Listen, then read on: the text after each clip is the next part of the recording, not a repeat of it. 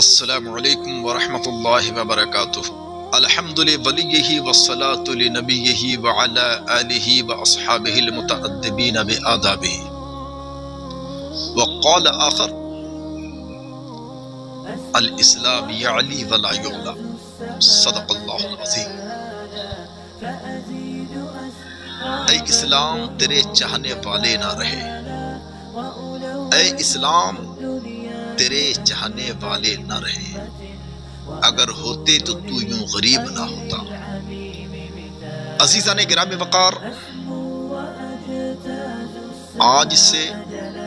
1300-1400 صدیاں آپ پہلے جائیں، اس وقت بھی اسلام کی روشنی چاروں طرف پھیلی ہوئی تھی، اور ابھی تو اور بھی زیادہ اسلام کی روشنی ہر سو پھیلی ہوئی ہے۔ اسلام کا اجالا ہر چہار جانب پھیلا ہوا ہے، مگر کبھی آپ نے غور کیا کہ آج سے 1400-1500 سالہ اسلام کتنا پاورفل اور طاقتور تھا، اور اس کے مقابلے میں آج کا اسلام کتنا کمزور اور کتنا نہتہ اور کتنا ضعیف و ناتباہ ہے۔ قرآن مقدس فرماتا ہے وَأَنْتُمُ الْأَعْلَوْنَ إِن كُنتُم مُؤْمِنِينَ۔ قرآن فرماتا ہے کہ تم ہی سربلند ہو، صاحب مرتبہ، صاحب ثروت، صاحب دولت، صاحب حکومت، صاحب عزت تم ہی ہو،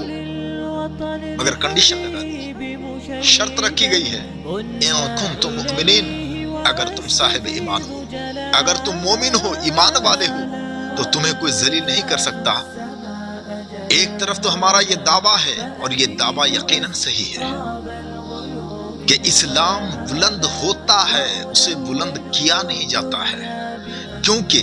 اسلام یہ ایک ایسا ریلیجن ہے جو اللہ کی طرف سے ریلیجن آف نیچرل ہے، یہ نیچرل ریلیجن ہے، اس کو بلند کرنے کی ضرورت نہیں ہوتی ہے، یہ اپنے روحانی پاور اور روحانی خوبصورتی کی بنا پر یہ خود ہی سر بلند ہوتا رہے گا، بلکہ تجربہ یہ بتاتا ہے، مشقیں یہ بتاتی ہیں، تاریخیں یہ ہمیں سمجھاتی ہیں، ہسٹوریز یہ ہمیں بتاتی ہیں کہ اسلام کو جس دور میں جتنا ستایا کاٹا پیٹا گیا، اس دور میں اسلام اپنے مکمل توانائیوں کے ساتھ اتنا ہی زیادہ ابھرا ہے۔ یہ اسلام کی خوبی ہے،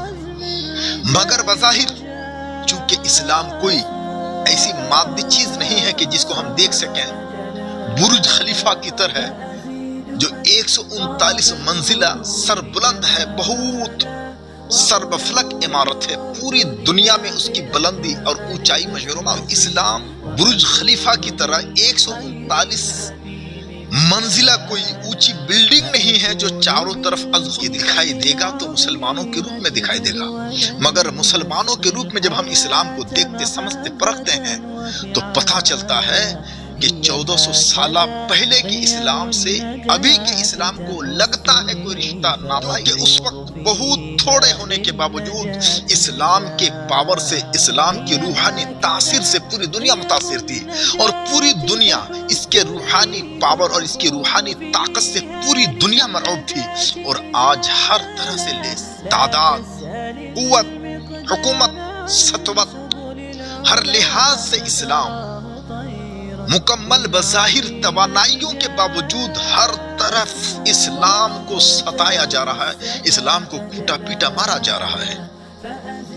کہیں ایسا تو نہیں کہ اللہ عز و جل نے جو کنڈیشن رکھی ہے، جو شرط لگائی ہے،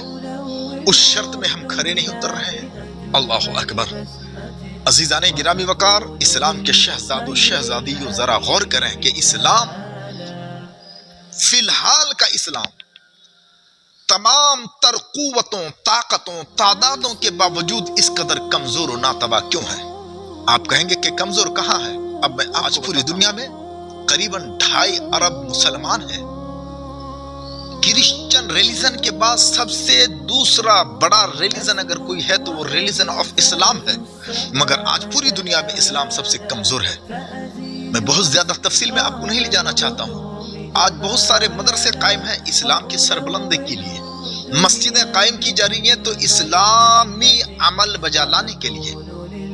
خانقاہیں قائم و دائم ہیں، پیری مریدی کا بازار گرم ہے، اساتذہ اور طلباء کی بھی بھیڑ بھاڑ ہے، اونچی اونچی عمارت والے مدارس بھی قائم و دائم ہیں، بخاری سے لے کر کے تمام تر احادیث کی کتابیں پڑھائی جاتی ہے، قرآن مقدس کا متن تفسیریں بھی پڑھائی جاتی ہیں، قرآن و احادیث کو سمجھنے اور سمجھانے کے لیے تمام طرح کے اصول و ضوابط پر مشتمل کتب معتبرہ پڑھائی جاتی ہے، نحو، صرف، فلسفہ، منطق، عروض و بلاغت، بہت سارے فنون اور بہت سارے گرامر کی کتابیں پڑھائی جاتی ہے۔ اس کے باوجود آج اسلام اس قدر کیوں کمزور و ناتباہ ہے، ذلیل و خوار و رسوا ہے؟ میرے بھائی، یہودیوں نے اسلام کو قتل کیا، یہ الزام غلط ہے، عیسائیوں نے برباد کیا، یہ الزام بھی ہم نہیں مانتے، ہندوؤں نے اسلام کو برباد کر دیا، یہ بھی تسلیم کرنے کے لائق نہیں ہے۔ اگر اسلام کو کسی نے تباہ کیا، برباد کیا، تو اس کا ذمہ دار کوئی اور نہیں، خود مسلمان ہے۔ چلے آپ کو لے چلتے ہیں، مسجدوں میں نمازی کون؟ مدرسے میں پڑھنے والے طلباء کہاں سے آتے ہیں؟ کس شرنے کی آتے ہیں؟ تو آپ کو دیکھنے کو ملے گا کہ مدارس میں پڑھنے والے بچے زیادہ تر غریب قسم کے ہوتے ہیں، فقیر قسم کے ہوتے ہیں۔ ایسے لوگوں کے بچے مدرسوں میں پڑھنے کے لیے آتے ہیں جن کے ماں باپ صبح سے لے کر کے شام تک اپنے بال بچوں کے خوراک کا انتظام کرتے کرتے تھک جاتے ہیں، صحیح سے اپنے بچے کو کپڑا دینا ان کو نصیب نہیں ہوتا ہے، خوراک دینا نصیب نہیں ہوتا۔ غریب قسم کے بچے مدرسوں میں پڑھتے ہیں۔ پھر وہ بچے جو ذہنی اعتبار سے زیادہ تر کمزور ہوتے ہیں، وہ بچے جو جسمانی اعتبار سے ناتواں اور نحیف ہوتے ہیں، طاقتور بچے، قوت والے بچے، خوب رو بچے اسکولوں میں پڑھیں گے، وہ بھی پیسے والے بچے، وہ بھی وہ ماں باپ جو ماسٹر ہیں، ڈاکٹر ہیں، پروفیسر ہیں، مالی اعتبار سے بہت ہی پاورفل ہے، مضبوط ہے، ان کے بچے کہاں پڑھیں گے؟ اسکولوں میں پڑھیں گے، کالجوں میں پڑھیں گے، مدرسے میں کیوں نہیں پڑھیں گے؟ اے مسلمانوں، میں تم سے پوچھتا ہوں کہ تمہارے بچے، تم تو بہت بڑے امیر ہو، پیسے والے ہو، تم دولت مند ہو، تم صاحب ثروت ہو، تم اپنے بچوں کو مدرسوں میں کیوں نہیں پڑھاتے ہو؟ یہی نا، یہی تو تمہارا جواب ہوگا کہ وہاں کیا کریں گے بچے؟ مدرسے میں پڑھنے کے بعد ان کا کیا چارہ ہوگا؟ ان کی حالت کیا ہوگی؟ یہی کہ مولانا بننے کے بعد یہی 2-5 7 ہزار تنخواہ ہوگی، مسجد میں امامت کرنی پڑے گی، یا مدرسے میں جب مدرس بنے گا تو ان کو 2-5 ہزار کی تنخواہ ملے گی۔ اس کا مطلب یہ ہے کہ مدرسے کی تعلیم کو تم غریب تعلیم سمجھتے ہو، اور مدرسے میں پڑھنے کا مطلب یہ ہے کہ تمہارا بچہ مالی اعتبار سے بہت کمزور ہو جائے گا، بس کسی طرح مانگ کر کے چندہ کے پیسوں پر وہ اپنا گزارا کر سکے گا، بس یہی تو تمہارا تصور و ذہن ہے۔ یہی سوچ کر کے تو ماسٹر تم بچوں کو نہیں دیتے ہو، او ڈاکٹر جی تم بھی نہیں دیتے، او بڑے بزنس مین والے تم بھی اپنے بچوں کو یہی سوچ کر تو مدرسے میں نہیں دیتے۔ تو اب میں تم سے پوچھنا چاہتا ہوں کہ مدرسے ہی سے اسلام مضبوط ہوتا ہے، اور اس مضبوط قلعہ کو تم اپنی سوچ سے لے کر کے مادی طاقت تک، سوچ سے لے کر کے تجربہ گاہ تک اسلام کو کمزور کس نے کیا؟ تم نے کیا۔ غریب کس نے سمجھا؟ تم نے سمجھا۔ اے کاش اگر مدرسوں میں